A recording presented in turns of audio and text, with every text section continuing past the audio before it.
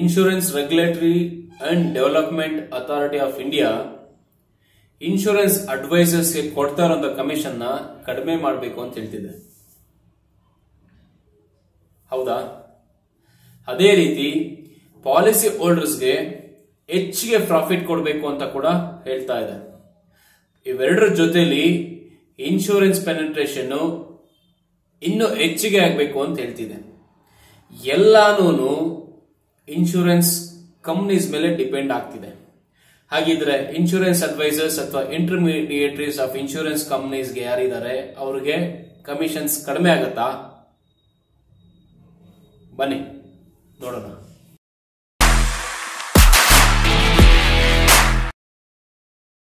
ನಮಸ್ತೆ, ನನ್ನ ಹೆಸರು ಗುರು. ಇವತ್ತಿನ ವಿಷಯ commission payable to insurance advisers or intermediaries or any mediators with the insurance companies regulations 2022 ಇದ್ರ ಬಗ್ಗೆ. ಅಂದ್ರೆ ಸಿಂಪಲ್ ಆಗಿ ಇನ್ಶೂರೆನ್ಸ್ ಅಡ್ವೈಸರ್ಸ್ ಗೆ ಎಷ್ಟು ಕಮಿಷನ್ ಕೊಡಬೇಕು ಅನ್ನೋ ಒಂದು ರೆಗ್ಯುಲೇಷನ್ 2022 ಅಲ್ಲಿ ಮಾಡ್ಲಿಕ್ಕೆ ಕೊಟ್ಟಿದ್ದಾರೆ. ಅದರದೊಂದು ಡ್ರಾಫ್ಟ್ ಏನಿದೆ ಲಾಸ್ಟ್ ಮಂತ್ ನವೆಂಬರ್ 23ಕ್ಕೆ IRDಗೆ insurance regulatory and development authority of India chairman mister Debashish Panda ಒಂದು ನೋಟಿಫಿಕೇಶನ್ ಕೊಡ್ತಾರೆ. ಅದ್ರ ಬಗ್ಗೆ ಇವತ್ತು ಚರ್ಚೆ ಮಾಡಿ ಕೊಟ್ಟಿದ್ದೀನಿ. ಸೊ ಇದರಲ್ಲಿ ಎಷ್ಟು ಎಕ್ಸ್ಪೆಂಡಿಚರ್ಸ್ ಇರಬೇಕು ಇನ್ಶೂರೆನ್ಸ್ ಬಿಸ್ನೆಸ್ ಪ್ರಕ್ಯೂರ್ ಮಾಡಲಿಕ್ಕೆ ಅನ್ನೋ ಒಂದು ಕ್ಯಾಪ್ಷನ್ ಇಟ್ಟಿರ್ತಾರೆ. ಆ ಕ್ಯಾಪ್ಷನ್ ಪ್ರಕಾರ ಇನ್ಶೂರೆನ್ಸ್ ಕಂಪನೀಸ್ ಕೆಲಸ ಮಾಡಬೇಕಾಗಿ ಬರುತ್ತೆ. ಅದೇನು ಅಂತ ಡೀಟೇಲ್ ಆಗಿ ತಿಳ್ಕೊಳ್ಳೋಣ. ಓಕೆ, ಸೊ ಇದಕ್ ಮುಂಚೆ ಇನ್ಶೂರೆನ್ಸ್ ಕಂಪನೀಸ್ ಏನ್ ಇನ್ಶೂರೆನ್ಸ್ ಅಡ್ವೈಸರ್ಸ್ಗೆ ಅಥವಾ ಅದರ ಮೀಡಿಯೇಟರ್ಸ್ಗೆ ಬ್ರೋಕರ್ಸ್ಗೆ ಏನ್ ಕಮಿಷನ್ಸ್ ಕೊಡ್ತಿತ್ತು ಆ ಕಮಿಷನ್ ನ ಕಡಿಮೆ ಮಾಡಬೇಕು, ರೆಡ್ಯೂಸ್ ಮಾಡಬೇಕು ಅಥವಾ ಮಾಡಿಫೈ ಮಾಡಬೇಕು ಅನ್ನೋ ಒಂದು ಚರ್ಚೆ ಸಾಕಷ್ಟು ನಡೀತಾ ಇತ್ತು. ಸೊ ಇದರಲ್ಲಿ ವಿರೋಧ ಪ್ರತಿರೋಧ ಎಲ್ಲ ಇತ್ತು. ಸೊ ಇದನ್ನ IRDA ತೀರ್ಮಾನ ತಗೊಳ್ಳೇಬೇಕು ಅಂತ ಡಿಸೈಡ್ ಮಾಡಿದಾಗಿದೆ. ಕಾರಣ IRDಗೆ ತಂದೆ ಆದಂತ ಇಂಟ್ರೆಸ್ಟ್ ಇದೆ. ಆ ಇಂಟ್ರೆಸ್ಟ್ ಮೋಟಿವ್ ಏನಿದೆ ಆ ಮೋಟಿವ್ ಪ್ರಕಾರ ರೆಗ್ಯುಲೇಷನ್ ನ ಮಾಡ್ಲಿಕ್ಕೆ ಕೊಡ್ತಾ ಇದೆ. ಸೊ ಇದರ ಇಂಟ್ರೆಸ್ಟ್ ಏನಪ್ಪಾ ಅಂತಂದ್ರೆ IRDA ಈ ರೆಗ್ಯುಲೇಷನ್ಸ್ ಯಾಕೆ ಚೇಂಜ್ ಮಾಡ್ತಾ ಇರುತ್ತೆ ಟೈಮ್ ಟು ಟೈಮ್ ಅಂತಂದ್ರೆ ಇದಕ್ ಮುಂಚೆ ಇದೆ ಎವ್ರಿ 6 months ಒಂದ್ಸಲ ಮಾಡಿಫಿಕೇಶನ್ಸ್ ಮಾಡ್ತಾ ಇತ್ತು. ಈಗಿಂದ ಆಚೆಗೆ ಎವ್ರಿ 3 years ಒಂದ್ಸಲ, ದಟ್ ಈಸ್ 36 months ಒಂದ್ಸಲ ಚೇಂಜಸ್ ಮಾಡ್ತೀನಿ ಅಂತ ಹೇಳ್ತಾ ಇದೆ. ಸೊ ಇಲ್ಲಿ ಈ ರೆಗ್ಯುಲೇಷನ್ಸ್ ಯಾಕಪ್ಪ ಚೇಂಜ್ ಆಗ್ತಾ ಇರುತ್ತೆ ಅಂತಂದ್ರೆ ಪಾಲಿಸಿ ಹೋಲ್ಡರ್ ಇಂಟ್ರೆಸ್ಟ್ ಕನ್ಸಿಡರ್ ಮಾಡಿಕೊಂಡು ಜೊತೆಗೆ ಇನ್ಶೂರೆನ್ಸ್ ಅಡ್ವೈಸರ್ಸ್ ಇಂಟ್ರೆಸ್ಟ್ ಕೂಡ ಕನ್ಸಿಡರ್ ಮಾಡಿ ಪೆನೆಟ್ರೇಷನ್ ಆಫ್ ಇನ್ಶೂರೆನ್ಸ್ ಏನಿದೆ ಅದು ಹೆಚ್ಚಿಗೆ ಆಗ್ಬೇಕು. ಅಂದ್ರೆ ಸಾಕಷ್ಟು ಜನಕ್ಕೆ ರೀಚ್ ಆಗ್ಬೇಕು ಇನ್ಶೂರೆನ್ಸ್. ಇವನ್ ರೂರಲ್ ಏರಿಯಾ ಎಲ್ಲಾ ಸೆಗ್ಮೆಂಟ್ಸ್ಗೂ ಇನ್ಶೂರೆನ್ಸ್ ಪಾಲಿಸೀಸ್ ರೀಚ್ ಆಗ್ಬೇಕು. ಎಲ್ಲಾ ಸೆಗ್ಮೆಂಟ್ ಜನ ಇನ್ಶೂರೆನ್ಸ್ ಪಾಲಿಸೀಸ್ ತಗೋಬೇಕು ಅನ್ನೋ ಇಂಟ್ರೆಸ್ಟ್ ಅಲ್ಲಿ ಉದ್ದೇಶದಿಂದ. ಜೊತೆಗೆ cost efficiency. So time to time ಏನ್ ಎಕ್ಸ್ಪೆಂಡಿಚರ್ಸ್ ಆಗ್ತಿರುತ್ತೆ, ಎಕ್ಸ್ಪೆಂಡಿಚರ್ಸ್ ಏನ್ ಜಾಸ್ತಿ ಆಗುತ್ತೆ ಅವ್ರ ಮೇ ಬಿ ಕಾಸ್ಟ್ ಏನ್ ಜಾಸ್ತಿ ಆಗ್ತಿರುತ್ತೆ ಅದನ್ನ ಮಾನಿಟರ್ ಮಾಡಿ ಕಡಿಮೆ ಮಾಡ್ಲಿಕ್ಕೂ ಕೂಡ ಇದ್ರ ಉದ್ದೇಶ ಇದೆ. ಅದಲ್ಲದೆ ಎಲ್ಲಾ ಸೆಗ್ಮೆಂಟ್ಸ್ ಅಲ್ಲೂ ಪೆನೆಟ್ರೇಷನ್ ಆಗಬೇಕು. More of company insurance companies ಏನಿದೆ ಎಫಿಷಿಯನ್ಸಿ ಚೆನ್ನಾಗಿರ್ಬೇಕು ಅನ್ನೋ ಉದ್ದೇಶದಿಂದ ಮತ್ತೆ ಇನ್ಶೂರೆನ್ಸ್ ಬಿಸ್ನೆಸ್ ನಂಬ್ಕೊಂಡಿರೋಂತ ಎಷ್ಟೋ ಲಕ್ಷ ಜನ ಅಡ್ವೈಸರ್ಸ್ಗೂ ಕೂಡ ಯಾವುದೇ ರೀತಿ ತೊಂದರೆ ಆಗಬಾರ್ದು ಅನ್ನೋ ಇಂಟೆನ್ಷನ್ ಅಲ್ಲಿ ಕೂಡ ಮಾಡಿಫಿಕೇಶನ್ಸ್ ಮಾಡ್ತಾ ಹೋಗುತ್ತೆ. ಸೊ ಪ್ರತಿ ಸಲ ಮಾಡಿಫಿಕೇಶನ್ಸ್ ಮಾಡಬೇಕು ಅಂತ ಬಂದಾಗ್ಲೂ ಪರ ವಿರೋಧ 100% ಇದ್ದೇ ಇರುತ್ತೆ. ಸೊ ಈ ಸಲನೂ ಇತ್ತು, ಅದು ತಮ್ಗೆಲ್ಲ ಗೊತ್ತಿದೆ, ರೈಟ್? ಸೊ ಈ ನವೆಂಬರ್ 23ರಲ್ಲಿ ಏನ್ ನೋಟಿಫಿಕೇಶನ್ ಆಗುತ್ತಪ್ಪ IRDA ಅಂತ ನೋಡೋಣವಾ? ಎಸ್. ಸೊ 23 ನವೆಂಬರ್ ಹೇಳುತ್ತೆ ಎಕ್ಸ್ಪೆಂಡಿಚರ್ಸ್ ಏನ್ ಬರುತ್ತೆ ಸೊ ಅದನ್ನ ಕ್ಯಾಪ್ಷನ್ ಇಡಬೇಕು ಅಂತ. ಸೊ ಮೊದ್ಲಿದ್ದ ಕ್ಯಾಪ್ಷನ್ ಏನಿತ್ತು ಆ ಕ್ಯಾಪ್ಷನ್ ನ ಮಾಡಿಫೈ ಮಾಡಬೇಕು ಅಂತ ಹೇಳ್ತಾ ಇದೆ. ಸೊ EOM ಅಂತಂದ್ರೆ expenses of management of insurance ಟ್ರಾನ್ಸಾಕ್ಟಿಂಗ್ insurance business. Insurance business ಅಂತಂದ್ರೆ ಲೈಫ್ ಇನ್ಶೂರೆನ್ಸ್ ಬಿಸ್ನೆಸ್ ಆಗ್ಬೋದು, ಜನರಲ್ ಇನ್ಶೂರೆನ್ಸ್ ಬಿಸ್ನೆಸ್ ಆಗ್ಬೋದು, ಹೆಲ್ತ್ ಇನ್ಶೂರೆನ್ಸ್ ಬಿಸ್ನೆಸ್ ಆಗ್ಬೋದು. ಇದು ಎಲ್ಲಾ ಇನ್ಶೂರೆನ್ಸ್ ಕಂಪನೀಸ್ಗೂ ಅಪ್ಲೈ ಆಗುತ್ತೆ ಈ ಚೇಂಜಸ್. ಓಕೆ, ಸೊ ಇಲ್ಲಿ ನಾನು ಲೈಫ್ ಇನ್ಶೂರೆನ್ಸ್ ಹೇಳ್ತಾ ಹೋಗ್ತೀನಿ. ಸೊ ಈ ಎಕ್ಸ್ಪೆನ್ಸಸ್ ಏನಿದೆ ಇದಕ್ಕೆ ಒಂದು ಕ್ಯಾಪ್ಷನ್ ಇಟ್ಟಿದೆ. ಸೊ ನಾನು ಮೊದಲೇ ಹೇಳಿರೋ ಹಾಗೆ ಈ ಚೇಂಜಸ್ ನ ಸರ್ಟನ್ ಮೋಟಿವ್ಸ್ ಇಟ್ಕೊಂಡು ಚೇಂಜಸ್ ಮಾಡ್ತಾ ಹೋಗುತ್ತೆ ಟೈಮ್ ಟು ಟೈಮ್. ಸೊ ಈಗಿರುವಂತ ಚೇರ್ಮನ್ ಆದಂತ ದೇಬಾಶಿಸ್ ಪಾಂಡೆ ಅವರು ಬಂದಾಗಿನಿಂದ ಸಾಕಷ್ಟು ಅಗ್ರೆಸಿವ್ ಆಗಿ ಬಹಳ ಚೇಂಜಸ್ ನ ಮಾಡ್ತಾ ಹೋಗ್ತಿದ್ದಾರೆ, ಮಾಡಿಫಿಕೇಶನ್ಸ್ ಮಾಡ್ತಾ ಹೋಗ್ತಿದ್ದಾರೆ. ಸೊ ಇದರಿಂದ ಆಗುವಂತ ಅನುಕೂಲಗಳು ಅನಾನುಕೂಲಗಳು ಏನು ಅಂತ ಫ್ಯೂಚರ್ ಕಾದ್ ನೋಡ್ಬೇಕಾಗಿ ಬರುತ್ತೆ. So that is as usual. So ಈಗ ಈ 23 ನವೆಂಬರ್ ಪ್ರಕಟಿಸಿರುವಂತಹ ಒಂದು ನೋಟಿಫಿಕೇಶನ್ ಪ್ರಕಾರ ಏನಪ್ಪಾ ಹೇಳುತ್ತೆ ಅಂತಂದ್ರೆ, ಇನ್ಶೂರೆನ್ಸ್ ಕಂಪನೀಸ್ ತನ್ನೆಲ್ಲ ಎಕ್ಸ್ಪೆಂಡಿಚರ್ಸ್ ಈ ಲಿಮಿಟ್ ಅಲ್ಲೇ ಇಷ್ಟೇ ಲಿಮಿಟ್ ಅಲ್ಲಿ ಕಂಟ್ರೋಲ್ ಮಾಡಬೇಕು ಅಂತ ಹೇಳ್ತಾ ಇದೆ. ಇನ್ಶೂರೆನ್ಸ್ ಕಂಪನೀಸ್ ಬಿಸ್ನೆಸ್ ಪ್ರೊಕ್ಯೂರ್ ಮಾಡಬೇಕಾದ್ರೆ ಆಟೋಮೆಟಿಕ್ ಆಗಿ ಬಿಸ್ನೆಸ್ ಬರೋದಿಲ್ಲ, ಅದಕ್ಕೆ ತಂದೆ ಆದಂತ ಎಕ್ಸ್ಪೆಂಡಿಚರ್ಸ್ ಇದ್ದೇ ಇರುತ್ತೆ. ಆ ಎಕ್ಸ್ಪೆಂಡಿಚರ್ಸ್ ಅಲ್ಲಿ ಇನ್ಶೂರೆನ್ಸ್ ಅಡ್ವೈಸರ್ಸ್ ಕೊಡುವಂತ ಕಮಿಷನ್ಸ್ ಆಗ್ಬೋದು, ತನ್ನ ಇಂಟರ್ಮೀಡಿಯರೀಸ್ ಬೇರೆ ಯಾರಿದ್ದಾರೆ ಬ್ರೋಕರ್ಸ್ ಆಗ್ಬೋದು, ಅವ್ರ may be other corporate agents ಆಗ್ಬೋದು, ಅದಲ್ಲದೆ ಅಡ್ವರ್ಟೈಸ್ಮೆಂಟ್ ಏನ್ ಕೊಡ್ಬೇಕಾಗಿದೆ, ಆಡ್ಸ್ ಕೊಡ್ಬೇಕಾಗಿದೆ, ಅದಕ್ಕೆ ತಗಲುವಂತ ಎಕ್ಸ್ಪೆಂಡಿಚರ್ಸ್ ಆಗ್ಬೋದು. ಇಷ್ಟು ಅಲ್ಲದೆ ಆಪರೇಟಿಂಗ್ ಕಾಸ್ಟ್ ಆಗ್ಬೋದು, ಅಡ್ಮಿನಿಸ್ಟ್ರೇಷನ್ ಕಾಸ್ಟ್ ಏನಿದೆ ಅದಾಗ್ಬೋದು, ಸ್ಯಾಲರೀಸ್ ಆಗ್ಬೋದು ಎಂಪ್ಲಾಯೀಸ್ಗೆ. ಸೊ ಇದು ಎಲ್ಲಾನು ಎಕ್ಸ್ಪೆಂಡಿಚರ್ಸ್ ಅಲ್ಲಿ ಕೊಂಡು ಬರುತ್ತೆ. ಸೊ ಇಷ್ಟೂನು IRDA ಏನ್ ಕ್ಯಾಪ್ಷನ್ ಕೊಡುತ್ತೆ, ಮ್ಯಾಕ್ಸಿಮಮ್ ಲಿಮಿಟ್ ಅಂತ ಏನ್ ಹೇಳುತ್ತೆ, ಅಷ್ಟರಲ್ಲಿ ಇನ್ಶೂರೆನ್ಸ್ ಕಂಪನೀಸ್ ಮ್ಯಾನೇಜ್ ಮಾಡ್ಬೇಕಾಗಿ ಬರುತ್ತೆ. ಸೊ ಇದಕ್ ಮುಂಚೆ IRDA ಹೇಳ್ತಾ ಇದ್ದು ಕಮಿಷನ್ಸ್ ಏನಿದೆ ಕಮಿಷನ್ ನ ರೆಡ್ಯೂಸ್ ಮಾಡಿ, ಸೊ ಪಾಲಿಸಿ ಹೋಲ್ಡರ್ಗೆ ಪ್ರಾಫಿಟ್ ಜಾಸ್ತಿ ಕೊಡಿ, ಅಥವಾ ಕಾಸ್ಟ್ ಎಫಿಷಿಯನ್ಸಿ ಮುಖಾಂತರ ನಿಮ್ಮ ಎಕ್ಸ್ಪೆನ್ಸಸ್ ನ ಕಡಿಮೆ ಮಾಡಿ ಪ್ರಾಫಿಟ್ ಹೆಚ್ಚಿಗೆ ಕೊಡಿ ಅಂತ ಹೇಳ್ತಾ ಬರ್ತಿತ್ತು. ಸೊ ಇದರಲ್ಲಿ ಇನ್ಶೂರೆನ್ಸ್ ಅಡ್ವೈಸರ್ಸ್ ಗೆ ಕಮಿಷನ್ ಕಡಿಮೆ ಮಾಡಿದ್ರೆ ಪೆನೆಟ್ರೇಷನ್ ಏರುಪೇರಾಗತ್ತೆ. ಯಾಕಂದ್ರೆ ಇನ್ಶೂರೆನ್ಸ್ ಯಾವಾಗ್ಲೂ sold, that means it's not bot.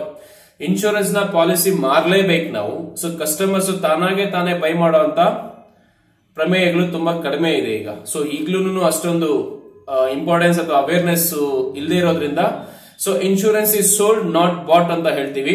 ಅಂದ್ರೆ ಬೇರೆ ವಸ್ತುಗಳು ಕಂಪೇರ್ ಮಾಡಿದ್ರೆ ಇನ್ಶೂರೆನ್ಸ್ ನ ಪ್ರಿಫರೆನ್ಸ್ ಅಲ್ಲಿ ಆದ್ಯತೆಯಲ್ಲಿ ಪರ್ಚೇಸ್ ಮಾಡುವಂತ ಒಂದು ಸಾಧ್ಯತೆಗಳು ಇನ್ನು ನಮ್ಮ ಇಂಡಿಯಾದಲ್ಲಿ ಕಡಿಮೆ ಇದೆ. ಸಾಕಷ್ಟು ಬೆಳವಣಿಗೆ ಆಗ್ಬೇಕಾಗಿದೆ.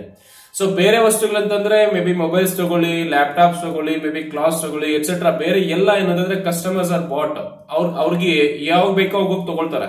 ಸೊ ಅದು ರೆಗ್ಯುಲರ್ ಆಗಿ ಚೇಂಜಸ್ ಆಗ್ತಾ ಇರುತ್ತೆ, ತಗೊಳ್ತಾ ಇರ್ತಾರೆ. ಬಟ್ ಇನ್ಶೂರೆನ್ಸ್ ಆ ರೀತಿ ಇಲ್ಲ. ಸೊ ಈವನ್ ವೆಹಿಕಲ್ ಇನ್ಶೂರೆನ್ಸ್ ಕೂಡ ಕೆಲವೊಂದ್ಸಲ ಕಂಪಲ್ಷನ್ಗೋಸ್ಕರ ಇನ್ಶೂರೆನ್ಸ್ ಮಾಡುವಂತ ಪರಿಸ್ಥಿತಿಗಳು ನಾವು ನೋಡಿದೀವಿ. ಟ್ರಾಫಿಕ್ ಪೊಲೀಸರು ಅಡ್ಡ ಆಗ್ತಾರಪ್ಪ, ಅವ್ರಿಗೆ ಪೆನಾಲ್ಟಿ ಕೊಡಬೇಕು ಅನ್ನೋ ಉದ್ದೇಶದಿಂದ ಸಾಕಷ್ಟು ಜನ ಇನ್ಶೂರೆನ್ಸ್ ಮಾಡ್ತಾರೆ. ಬಟ್ ಇನ್ಶೂರೆನ್ಸ್ ಇರೋದ್ರಿಂದ ನನ್ನ ವೆಹಿಕಲ್ ಡ್ಯಾಮೇಜ್ ಆದ್ರೆ ನನಗೆ ಎಕ್ಸ್ಪೆಂಡಿಚರ್ಸ್ ಏನಿದೆ ಅದು ರೀಂಬರ್ಸ್ ಆಗುತ್ತೆ.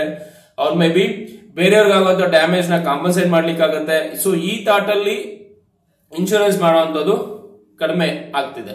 ಸೊ ಈಗೀಗೆಲ್ಲ ಅವೇರ್ನೆಸ್ ಹೆಚ್ಚಿಗೆ ಆಗಿ ಮಾಡ್ತಾ ಬಂದಿದ್ದಾರೆ. ಬಟ್ ಇನ್ನು ಕೆಲವೊಂದಷ್ಟು ಪರ್ಸೆಂಟೇಜ್ ತುಂಬಾ ಇಂಪ್ರೂವ್ಮೆಂಟ್ ಆಗುವಂತದ್ದಿದೆ. ಅದೇ ರೀತಿ ಲೈಫ್ ಇನ್ಶೂರೆನ್ಸ್ ಕೂಡ ಅಷ್ಟೇ. ಇದರಲ್ಲಿ ರಿಟರ್ನ್ಸ್ ಎಷ್ಟು ಬರುತ್ತೆ, ಯಾವ ಪಾಲಿಸಿ ಮಾಡಬೇಕು, ಹಾಗೆ ಎಕ್ಸೆಟ್ರಾ, ಬೇರೆ ಅದರ್ ಕಮಿಟ್ಮೆಂಟ್ಸ್, ಒಟ್ಟಾರೆ ಹೇಳ್ಬೇಕಂತಂದ್ರೆ ಇನ್ಶೂರೆನ್ಸ್ ಲಾಸ್ಟ್ ಪ್ರಿಫರೆನ್ಸ್ ಅಲ್ವಾ. ಸೊ ಆಕ್ಚುಲಿ ಅದು ಮಸ್ಟ್ ಪ್ರಿಫರೆನ್ಸ್ ಆಗ್ಬೇಕಾಗಿ ಬರ್ತಿದೆ. ಇನ್ಶೂರೆನ್ಸ್ ಫಸ್ಟ್ ಪ್ರಿಫರೆನ್ಸ್, ಸೇಫ್ಟಿ ಏನಿದೆ ಅದು ಫಸ್ಟ್ ಪ್ರಿಫರೆನ್ಸ್ ಆಗಬೇಕು, ಉಳಿದಿದ್ದೆಲ್ಲ ಸೆಕೆಂಡ್ ಪ್ರಿಫರೆನ್ಸ್ ವೈಸ್ ಹೋಗ್ಬೇಕು. ಇದು ಸಾಕಷ್ಟು ಬದಲಾವಣೆಗಳು ಆಗ್ತಾ ಇದೆ. ಫೈನ್, ಬನ್ನಿ. ಸೊ EOM ಏನಿದೆ ಅದ್ರ ಬಗ್ಗೆ ನೋಡೋಣ. ಸೊ EOM ಏನಪ್ಪಾ ಹೇಳುತ್ತೆ ಅಂತಂದ್ರೆ, ಸೊ ಇನ್ಶೂರೆನ್ಸ್ ಬಿಸ್ನೆಸ್ ಪ್ರೊಕ್ಯೂರ್ ಮಾಡ್ಲಿಕ್ಕೆ ಬಂದಾಗ so life insurance companies pure risk ಪಾಲಿಸೀಸ್ಗಾದ್ರೆ, ಅಂದ್ರೆ ಟರ್ಮ್ ಇನ್ಶೂರೆನ್ಸ್ ಪಾಲಿಸೀಸ್ ಅಲ್ಲಿ ಏನ್ ಪ್ರೀಮಿಯಂ ಬರುತ್ತೆ ಆನ್ಯುಯಲ್ ಪ್ರೀಮಿಯಂ ನ, ಆ ಫಸ್ಟ್ ಇಯರ್ ಆನ್ಯುಯಲ್ ಪ್ರೀಮಿಯಂ ನ 100% ಎಕ್ಸ್ಪೆಂಡಿಚರ್ಸ್ ಯೂಸ್ ಮಾಡಬಹುದು. So more than 100% of the first year annual premium ಏನಿದೆ, ರೆಗ್ಯುಲರ್ ಪ್ರೀಮಿಯಂ ಏನಿದೆ, ಅದಕ್ಕಿಂತ ಹೆಚ್ಚಿಗೆ ಎಕ್ಸ್ಪೆಂಡಿಚರ್ ಮಾಡೋಗಿಲ್ಲ. ಇದು ಟರ್ಮ್ ಇನ್ಶೂರೆನ್ಸ್ ಗೆ first year. Second year 25% of the term insurance premium ನ ಎಕ್ಸ್ಪೆಂಡಿಚರ್ಸ್ ಆಗಿ ಯೂಸ್ ಮಾಡಬಹುದು. So 25% of the term insurance premium, regular premium ಏನಿದೆ ಸೆಕೆಂಡ್ ಇಯರ್ ಅನ್ವರ್ಸ್ ಅದನ್ನ ಯೂಸ್ ಮಾಡ್ಕೋಬಹುದು. ಇದು ಟರ್ಮ್ ಇನ್ಶೂರೆನ್ಸ್ ಅಲ್ಲಿ. ಅದೇ ರೀತಿ ರೆಗ್ಯುಲರ್ ಪ್ರೀಮಿಯಂ ಏನಿದೆ, ಬೇರೆ other policies, savings with insurance coverage ಬರುವಂತಹ ಪಾಲಿಸೀಸ್ ಅಲ್ಲಿ ಏನಿದೆ, ಫಸ್ಟ್ ಇಯರ್ ರೆಗ್ಯುಲರ್ ಪ್ರೀಮಿಯಂ ಅಲ್ಲಿ 80% ಅಷ್ಟನ್ನೇ ಎಕ್ಸ್ಪೆಂಡಿಚರ್ಸ್ ಆಗಿ ಯೂಸ್ ಮಾಡ್ಕೋಬೇಕಾಗಿ ಬರುತ್ತೆ. ಸೊ ಸೆಕೆಂಡ್ ಇಯರ್ ಅಲ್ಲಿ ರಿನ್ಯೂವಲ್ ಕಮಿಷನ್ ಗೆ ಅಂತ 17.5% ಅಂದ್ರೆ 17.5% ಅಷ್ಟು ಎಕ್ಸ್ಪೆಂಡಿಚರ್ಸ್ ವರೆಗೂ ಯೂಸ್ ಮಾಡ್ಕೊಬಹುದು, ಎಕ್ಸ್ಪೆನ್ಸಸ್ ಗೆ ಅಂತ ಯೂಸ್ ಮಾಡ್ಕೊಬಹುದು. ಅದಲ್ಲದೆ ಸಿಂಗಲ್ ಪ್ರೀಮಿಯಂ ಪಾಲಿಸೀಸ್ ಬಂದಾಗ ಅನ್ಯುಟಿ, ಇಮಿಡಿಯೇಟ್ ಅನ್ಯುಟಿ ಪಾಲಿಸಿ ಆಗ್ಬೋದು, ಅವ್ರ ಡೆಫರ್ಡ್ ಅನ್ಯುಟಿ ಪ್ಲಾನ್ಸ್ ಆಗ್ಬೋದು, ಅವ್ರ any other single investment policies ಆಗ್ಬೋದು. ಸೊ ಇದಕ್ಕೆ ಮ್ಯಾಕ್ಸಿಮಮ್ 5% ಅಷ್ಟೇ ಫಸ್ಟ್ ಇಯರ್ ಅಲ್ಲಿ ಯೂಸ್ ಮಾಡಬೇಕಾಗಿ ಬರುತ್ತೆ, ಯಾಕಂದ್ರೆ ಸಿಂಗಲ್ ಪ್ರೀಮಿಯಂ ಆಗಿರೋದ್ರಿಂದ ರಿನ್ಯೂವಲ್ಸ್ ಇರೋದಿಲ್ಲ. ಸೊ 5% ಗಿಂತ ಹೆಚ್ಚಿಗೆ ಎಕ್ಸ್ಪೆನ್ಸಸ್ ಮಾಡಬಾರ್ದು ಅಂತ ಕ್ಯಾಪ್ಷನ್ ಇದೆ. ಈಗ ಅರ್ಥ ಆಯ್ತಲ್ವಾ? ಸೊ ಪ್ಯೂರ್ ಇನ್ಶೂರೆನ್ಸ್ ಪಾಲಿಸೀಸ್ ಏನಿದೆ, ಪ್ಯೂರ್ ರಿಸ್ಕ್ ಪಾಲಿಸೀಸ್ಗೆ ಫಸ್ಟ್ ಇಯರ್ ಪ್ರೀಮಿಯಂ ಅಲ್ಲಿ 100% ಆಫ್ ದ ಪ್ರೀಮಿಯಂ ನ ಎಕ್ಸ್ಪೆನ್ಸಸ್ ಅಂತ ಕನ್ಸಿಡರ್ ಮಾಡಬಹುದು, ಅದಕ್ಕಿಂತ ಹೆಚ್ಚಿಗೆ ಹೋಗೋಗಿಲ್ಲ. ರಿನ್ಯೂವಲ್ಗೆ 25% ಮ್ಯಾಕ್ಸಿಮಮ್, 25%. ರೆಗ್ಯುಲರ್ ಪ್ರೀಮಿಯಮ್ಸ್ ಬೇರೆ other policies, savings with investment ಬರುವಂತಹ ಪಾಲಿಸೀಸ್ ಅಲ್ಲಿ ಫಸ್ಟ್ ಇಯರ್ ಅಲ್ಲಿ 80% ಅಷ್ಟು, ಮ್ಯಾಕ್ಸಿಮಮ್ 80% ಅಷ್ಟು ಎಕ್ಸ್ಪೆನ್ಸಸ್ ಯೂಸ್ ಮಾಡಬಹುದು, ಅದಕ್ಕಿಂತ ಹೆಚ್ಚಿಗೆ ಮಾಡೋಗಿಲ್ಲ. ಎವ್ರಿ ಇಯರ್ ರಿನ್ಯೂವಲ್ ಬರುವಂತದಕ್ಕೆ 17% ಕ್ಯಾಪ್ಷನ್. ಸೊ ಇದಕ್ಕಿಂತ ಹೆಚ್ಚಿಗೆ ಎಕ್ಸ್ಪೆನ್ಸಸ್ ಮಾಡೋಗಿಲ್ಲ. ಈಗ ಇಂಟ್ರೆಸ್ಟಿಂಗ್ ಏನಪ್ಪಾ ಅಂತಂದ್ರೆ, ಇನ್ಶೂರೆನ್ಸ್ ಅಡ್ವೈಸರ್ಸ್ ನ ಕಮಿಷನ್ ಕಡಿಮೆ ಮಾಡಬೇಕು, ಅವ್ರ ಮೇ ಬಿ ಅದರ್ ಚೇಂಜಸ್ ಮಾಡಬೇಕು ಅಂತ IRDA ಏನ್ ಹೇಳ್ತಿತ್ತು, ಆ ತೀರ್ಮಾನನ ಇನ್ಶೂರೆನ್ಸ್ ಕಂಪನೀಸ್ಗೆ IRDA ಬಿಟ್ಟಿದೆ. ಅಂದ್ರೆ ಇನ್ಶೂರೆನ್ಸ್ ಕಂಪನೀಸು ತಾವೇ ಡಿಸೈಡ್ ಮಾಡ್ಕೋಬೇಕಾಗಿ ಬಂದಿದೆ ಯಾವ ಎಕ್ಸ್ಪೆನ್ಸಸ್ ನ ಕಡಿಮೆ ಮಾಡಬೇಕು. ಇನ್ಶೂರೆನ್ಸ್ ಅಡ್ವೈಸರ್ಸ್ ಕಮಿಷನ್ ರಿಡ್ಯೂಸ್ ಮಾಡಬೇಕಾ, ಆಫೀಸ್ ಎಕ್ಸ್ಪೆನ್ಸಸ್ ಕಡಿಮೆ ಮಾಡಬೇಕಾ, ಆಡ್ ಎಕ್ಸ್ಪೆನ್ಸಸ್ ಕಡಿಮೆ ಮಾಡಬೇಕಾ, ಅವ್ರ ಆಪರೇಟಿಂಗ್ ಕಾಸ್ಟ್ ಏನಿದೆ ಅದನ್ನ ಕಡಿಮೆ ಮಾಡಬೇಕಾ ಅನ್ನೋದನ್ನ ಇನ್ಶೂರೆನ್ಸ್ ಕಂಪನೀಸ್ ತೀರ್ಮಾನ ಮಾಡಿ ಡಿಸಿಷನ್ಸ್ ತಗೊಂಡು ಕಸ್ಟಮರ್ಸ್ಗೆ ಹೆಚ್ಚಿಗೆ ಪ್ರಾಫಿಟ್ ಕೊಡಬೇಕು ಅಂತ ಹೇಳ್ತಾ ಇದೆ. ಹೌದಲ್ವಾ? ಈಗ ಇನ್ಶೂರೆನ್ಸ್ ಕಂಪನಿಗಳ ಮಧ್ಯೆ ಕಾಂಪಿಟೇಷನ್ ಸ್ಟಾರ್ಟ್ ಆಗುತ್ತೆ. ಯಾಕಪ್ಪ ಅಂದ್ರೆ, ಯಾವ ಇನ್ಶೂರೆನ್ಸ್ ಕಂಪನೀಸು ಹೆಚ್ಚಿಗೆ ಇನ್ಕಮ್ ಕೊಡ್ತಾರೋ ಇನ್ಶೂರೆನ್ಸ್ ಅಡ್ವೈಸರ್ಸ್ಗೆ, ಆ ಇನ್ಶೂರೆನ್ಸ್ ಪಾಲಿಸೀಸ್ ನ ಸೇಲ್ ಮಾಡುವಂತ ಮನೋ ಇಚ್ಛೆ ಅಡ್ವೈಸರ್ಸ್ ಆಗುತ್ತೆ. ಅದಲ್ಲದೆ ಪಾಲಿಸಿ ಹೋಲ್ಡರ್ಸ್ ಕೂಡ ಯಾರು ಹೆಚ್ಚಿಗೆ ಪ್ರಾಫಿಟ್ಸ್ ಕೊಡ್ತಾರೆ ಆ ಕಂಪನೀಸ್ ನ ಪಾಲಿಸಿ, ಇನ್ಶೂರೆನ್ಸ್ ಆಗ್ಬೋದು, ಅದರ್ ಸೇವಿಂಗ್ಸ್ ಪಾಲಿಸೀಸ್ ಆಗ್ಬೋದು, ಅಂತ ಕಂಪನೀಸ್ ಅಲ್ಲಿ ಪಾಲಿಸಿ ಹೋಲ್ಡರ್ಸ್ ಹೆಚ್ಚಿಗೆ ಹೂಡಿಕೆ ಮಾಡ್ತಾರೆ. ಅಂತ ಪಾಲಿಸೀಸ್ ನ ಹೆಚ್ಚಿಗೆ ಪಾಲಿಸಿ ಹೋಲ್ಡರ್ಸ್ ಬೈ ಮಾಡ್ತಾರೆ. ಈಗ ಮಾಡೋದ್ರಿಂದ ಕಸ್ಟಮರ್ಸ್ಗೆ ಆಪ್ಷನ್ ಸಿಗುತ್ತೆ, ಅಂದ್ರೆ ಆಯ್ಕೆ ಮಾಡುವಂತ ಆಪ್ಷನ್ ಇರುತ್ತೆ, ಅದ್ರ ಮುಖಾಂತರ ಹೋಗ್ಬೋದು. ಅದಲ್ಲದೆ ಬೇರೆ ಸೇಫ್ಟಿ ವಿಚಾರಗಳು, ಕ್ಲೈಮ್ ಸೆಟಲ್ಮೆಂಟ್ ರೇಷಿಯೋ, ಅವ್ರ ಪರ್ಫಾರ್ಮೆನ್ಸ್, ಎಷ್ಟು ವರ್ಷದ ಕಂಪನಿ ಉಳಿದಿದೆ, ಎಷ್ಟು ವರ್ಷ ಉಳಿಬಹುದು, ಸೊ ಇದನ್ನೆಲ್ಲ ಆಲೋಚನೆ ಮಾಡಿ ಪಾಲಿಸಿ ಹೋಲ್ಡರ್ಸ್ ಪಾಲಿಸಿ ಡಿಸೈಡ್ ಮಾಡ್ತಾರೆ, ಅದು ಗೊತ್ತಿರುವಂತ ವಿಷಯನೇ. ಬಟ್ ಇಲ್ಲಿ ಏನಪ್ಪಾ ಅಂದ್ರೆ ಚೇಂಜಸ್, ಎಕ್ಸ್ಪೆನ್ಸಸ್ ನ ರೆಡ್ಯೂಸ್ ಮಾಡಿ ಪ್ರಾಫಿಟ್ ಕೊಡಬೇಕು. ಸೊ ಇನ್ಶೂರೆನ್ಸ್ ಅಡ್ವೈಸರ್ ಕಮಿಷನ್ ನ ರೆಡ್ಯೂಸ್ ಮಾಡ್ಲಿಕ್ಕೆ ಹೋದ್ರೆ ಇನ್ಶೂರೆನ್ಸ್ ಪೆನೆಟ್ರೇಷನ್ ಈಗ ಆಲ್ರೆಡಿ ಕಡಿಮೆ ಇದೆ, ಇನ್ನು ಹೆಚ್ಚಿಗಾಗಬೇಕಾಗಿದೆ. 2047ಗೆ ಎಲ್ಲ ಇನ್ಶೂರೆನ್ಸ್ ಪಾಲಿಸೀಸು ಎಲ್ರಿಗೂ ಇನ್ಶೂರೆನ್ಸ್ ಕೊಡಬೇಕು ಅನ್ನೋದು IRDA ಉದ್ದೇಶ. ಆ ಆಂಗಲ್ ಅಲ್ಲಿ ಭೀಮಾ ಸುಗಮನ ಪ್ಲಾಟ್ಫಾರ್ಮ್ ಏನಿದೆ ಅದನ್ನ ತರ್ತಿದೆ, ಬಿಸಿನೆಸ್ ಪ್ಲಾಟ್ಫಾರ್ಮ್. ಸೊ ಈ ರೀತಿ ಇದ್ದಾಗ ಇನ್ಶೂರೆನ್ಸ್ ಯಾರೇ ಆಗಲಿ ಇನ್ಕಮ್ ಕಡಿಮೆ ಆದ್ರೆ ಅದ್ರ ಬಗ್ಗೆ ಫೋಕಸ್ ಮಾಡುವಂತದ್ದು ಕಡಿಮೆ ಆಗುತ್ತೆ. ಹಾಗಾಗಿ ಇನ್ಶೂರೆನ್ಸ್ ಏಜೆಂಟ್ಸ್ ಕಮಿಷನ್ ಕಡಿಮೆ ಆಗುತ್ತೆ ಅಂತ ಹೇಳಿಕ್ ಆಗೋದಿಲ್ಲ, ಇದು ಕಂಪನಿ ಡಿಸೈಡ್ ಮಾಡ್ಕೊಳ್ಳುತ್ತೆ. ಬೇರೆ ಕಾಸ್ಟ್ ಎಫೆಕ್ಟಿವ್ ಏನೋ ಅದ್ರ ಬಗ್ಗೆ ಯೋಚನೆ ಮಾಡ್ತಾರೆ. ಕಾಸ್ಟ್ ಎಫಿಷಿಯನ್ಸಿ ರಿಡ್ಯೂಸ್ ಮಾಡಿ ಪ್ರಾಫಿಟ್ ಹೆಚ್ಚಿಗೆ ತರೋದು ಹೇಗೆ, ಮತ್ತೆ effective way of investing. So portfolio management ಏನಿದೆ, it should be more effective now. So ಈ ರೀತಿ ಹೋದಾಗ ಹೆಚ್ಚಿಗೆ ಪ್ರಾಫಿಟ್ ಬಂದಾಗ ಎಕ್ಸ್ಪೆನ್ಸಸ್ ನ ಮಾಡರೇಟ್ ಕಡಿಮೆ ಮಾಡ್ಕೊಳ್ಬಹುದು. ಓಕೆನಾ? ಸೊ ಹೀಗಾಗಿ ಇನ್ಶೂರೆನ್ಸ್ ಅಡ್ವೈಸರ್ಸ್ ಕಮಿಷನ್ ಕಡಿಮೆ ಆಗುತ್ತಾ, ಅವ್ರ ಪಾಲಿಸಿ ಹೋಲ್ಡರ್ಸ್ ಗೆ ಪ್ರಾಫಿಟ್ ಹೆಚ್ಚಿಗೆ ಹೇಗೆ ಕೊಡ್ತಾರೆ ಇನ್ಶೂರೆನ್ಸ್ ಕಂಪನೀಸ್ ಅನ್ನೋದ್ರ ಬಗ್ಗೆ ಕಾದ್ ನೋಡ್ಬೇಕಾಗಿ ಬರುತ್ತೆ. ಸೊ ಈ ನೋಟಿಫಿಕೇಶನ್ IRDA ಏನ್ ಕೊಟ್ಟಿತ್ತು, ಇದು 15th ಡಿಸೆಂಬರ್ ಒಳಗಡೆ ಎಲ್ಲ ಇನ್ಶೂರೆನ್ಸ್ ಕಂಪನೀಸ್ ತನ್ನ ಒಪಿನಿಯನ್ ಫೀಡ್ಬ್ಯಾಕ್ ಕೊಡಬೇಕಿತ್ತು, ಅಬ್ಜೆಕ್ಷನ್ಸ್ ಏನಾದ್ರು ಇದ್ದಿದ್ರೆ. ಸೊ ಅದ್ರ ಪ್ರಕಾರ ಈ ರೆಗ್ಯುಲೇಷನ್ಸ್ ಏನಿದೆ ಅದನ್ನ ಚೇಂಜ್ ಮಾಡಿ ಒಂದು ಅಮೆಂಡ್ಮೆಂಟ್ ಮಾಡುತ್ತೆ. ಅಮೆಂಡ್ಮೆಂಟ್ ಆದ ನಂತರ ಎವ್ರಿ 3 years ಒಂದ್ಸಲ ಈ ರೆಗ್ಯುಲೇಷನ್ಸ್ ನ ಅಗೇನ್ ಚೇಂಜ್ ಮಾಡ್ತಾ ಹೋಗ್ತಿರ್ತಾರೆ. 3 years ಅವಕಾಶ ಇರುತ್ತೆ, ಅಷ್ಟರೊಳಗಡೆ ಏನೆಲ್ಲ ಚೇಂಜಸ್ ಆಗಬಹುದು ಅದಕ್ಕೆ time to time again IRDA chairman ನಿರ್ಧಾರ ತಗೊಳ್ತಾ ಹೋಗ್ತಾರೆ.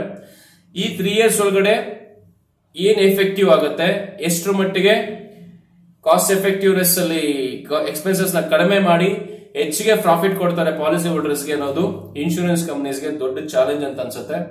ಜೊತೆಗೆ ಎಕ್ಸ್ಪೆಂಡಿಚರ್ಸ್ ಕಡಿಮೆ ಮಾಡಬೇಕು, ಪ್ರಾಫಿಟ್ ಹೆಚ್ಚಿಗೆ ಕೊಡಬೇಕು, ಇನ್ಶೂರೆನ್ಸ್ ಪೆನೆಟ್ರೇಷನ್ ಕೂಡ ಹೆಚ್ಚಿಗೆ ಆಗಬೇಕು ಅಂತ ಅಂದಾಗ ಸಾಕಷ್ಟು ಎಫೆಕ್ಟಿವ್ ಆಗಿ ಸ್ಮಾರ್ಟ್ ವೇಲ್ ಕೆಲಸ ಮಾಡಬೇಕಾಗಿ ಬರುತ್ತೆ. ಅದೇ ರೀತಿ ಅಡ್ವೈಸರ್ಸ್ ಕೂಡ ಅಷ್ಟೇ, ಓನ್ಲಿ ಇನ್ಕಮ್ ನೇ ಫೋಕಸ್ ಮಾಡ್ಕೊಳ್ದೆ ಮಲ್ಟಿಪಲ್ ಪ್ರಾಡಕ್ಟ್ಸ್ ನ ಅವ್ರು ಒಂದೇ ಪ್ರಾಡಕ್ಟ್ ನ ಫೋಕಸ್ ಮಾಡದೆ ಮಲ್ಟಿಪಲ್ ಪ್ರಾಡಕ್ಟ್ಸ್ ನ ಮಾರ್ಕೆಟಿಂಗ್ ಮಾಡುವಂತ ವ್ಯವಸ್ಥೆ ಭೀಮಾ ಸುಗಮಿಂದ ಆಗ್ತಾ ಇರೋದ್ರಿಂದ ಅಷ್ಟನ್ನು ಟಾರ್ಗೆಟ್ ಮಾಡ್ಕೊಂಡು ಕೆಲಸ ಮಾಡಿದ್ರೆ ನನ್ನ ಪ್ರಕಾರ ಇನ್ಶೂರೆನ್ಸ್ ಅಡ್ವೈಸರ್ಸ್ ಗೆ ಹೆಚ್ಚಿಗೆ ಇನ್ಕಮ್ ಆಗುತ್ತೆ ಮತ್ತೆ ಇನ್ಶೂರೆನ್ಸ್ ಪೆನೆಸ್ಟ್ರೇಷನ್ ಏನಿದೆ ಅದು ಕೂಡ ಸಕ್ಸಸ್ ಆಗುತ್ತೆ ಅನ್ನೋದು ನನ್ನ ಅಭಿಪ್ರಾಯ. ಹಾಗೆ ನಿಮ್ಮ ಅಭಿಪ್ರಾಯ ಕೂಡ ಕಮೆಂಟ್ ಬಾಕ್ಸ್ ಅಲ್ಲಿ ಹಾಕ್ಬೋದು. ಇದರಿಂದ ಅನುಕೂಲ ಆಗುತ್ತಾ ಅನಾನುಕೂಲ ಆಗುತ್ತಾ ಅದ್ರ ಬಗ್ಗೆ ನಿಮ್ಮ ಅಭಿಪ್ರಾಯಗಳನ್ನ ಕಮೆಂಟ್ ಬಾಕ್ಸ್ ಅಲ್ಲಿ ಹಾಕಿ. ಸೊ ಈ ವಿಡಿಯೋ ಲಾಂಗ್ ಆಗಿದ್ರು ಎಲ್ಲರೂ ಪೂರ್ತಿ ನೋಡಿರೋದಕ್ಕೆ ಧನ್ಯವಾದಗಳು. ವಿಡಿಯೋ ಇನ್ಫಾರ್ಮೇಶನ್ ಯೂಸ್ಫುಲ್ ಆಗಿದ್ರೆ ದಯವಿಟ್ಟು ಲೈಕ್ ಮಾಡಿ, ಇಲ್ಲ ಅಂದ್ರೆ ಯು ಕ್ಯಾನ್ ಥಮ್ಸ್ ಡೌನ್. ಹಾಗೆ ಫಸ್ಟ್ ಟೈಮ್ ಚಾನಲ್ ಬಂದಿದ್ರೆ ಸಬ್ಸ್ಕ್ರೈಬ್ ಮಾಡಿ. ಫ್ಯೂಚರ್ ಅಲ್ಲಿ ಇದೇ ರೀತಿ ಹೊಸ ಹೊಸ ವಿಷಯಗಳನ್ನ, ಇಂಟ್ರೆಸ್ಟಿಂಗ್ ವಿಷಯಗಳನ್ನ ವಿಡಿಯೋ ಮಾಡ್ತಾ ಬರ್ತೀನಿ. ಸೊ ಆ ವಿಡಿಯೋ ಕೂಡ ನಿಮ್ಗೆ ಮಿಸ್ ಆಗದೆ ನೋಡಬಹುದು. ಬೆಲ್ ಐಕನ್ ಕ್ಲಿಕ್ ಮಾಡೋದ್ರಿಂದ ಮತ್ತೆ ಹೆಚ್ಚಿಗೆ ಶೇರ್ ಮಾಡಿ ಉಳಿದವರಿಗೂ ಗೊತ್ತಾಗ್ಲಿ. Thank you so much. Bima Sugam ಬಗ್ಗೆ ಆಲ್ರೆಡಿ ಒಂದು ವಿಡಿಯೋ ಅಪ್ಲೋಡ್ ಮಾಡಿದ್ದೀನಿ. ಅದರ ಲಿಂಕ್ ಡಿಸ್ಕ್ರಿಪ್ಷನ್ ಬಾಕ್ಸ್ ಅಲ್ಲಿ ಕೊಟ್ಟಿದ್ದೀನಿ, ಅದನ್ನ ನೋಡಿ. ಬೇರೆ ಉಳಿದಿರೋ ನನ್ನ ಎಲ್ಲಾ ವಿಡಿಯೋಸ್ ನೀವು ನನ್ನ ಡಿಸ್ಕ್ರಿಪ್ಷನ್ ಬಾಕ್ಸ್ ಅಲ್ಲಿ ಕೊಟ್ಟಿರೋ ಲಿಂಕ್ ಮುಖಾಂತರ ನೋಡಬಹುದು.